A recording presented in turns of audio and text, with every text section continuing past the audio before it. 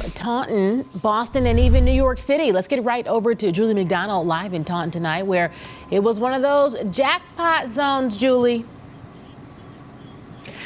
Yeah, Courtney, 27 inches of snow reported here in Taunton as of this afternoon. Drifts much higher than that, as you can imagine. I'm very grateful for how well our news car did getting down here, because we passed quite a few stressful situations, abandoned cars on the highway and stuck vehicles on different roads in cities and towns along the way. It's why the governor is begging people to stay off the roads, because even as the snow is slowing, it's going to take a lot to dig out. Spinning tires, spitting up snow, a common sight, whether it's on compact sedans or city trucks weighing tons. It's slippery out here. Everybody's really getting stuck, so no matter how much weight you have, you kind of spun out. This crew was on their way to dig out a senior living complex when they jumped out to lend a hand in Taunton.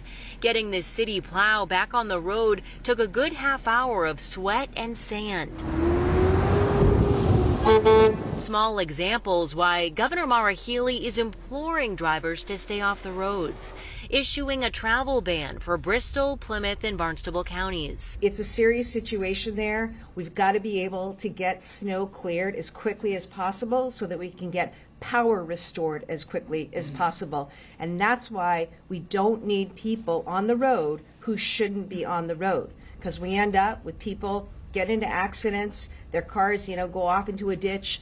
There are other issues that create issues for people. We need to be doing other things right now. In Cohasset, police and paramedics carried a patient hurt by a snowblower to an ambulance down the street.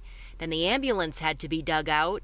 Attleboro Fire said it's happened on almost every call. The last house we were just at had about 4 to 5 foot snow drifts, and just trying to get through them. It's hard, and the plow crews are out there and they've been going, but for the last between, I'd say, 11 a.m. and 4 p.m., this 2 to 4 inches an hour is just, you can't keep up with it.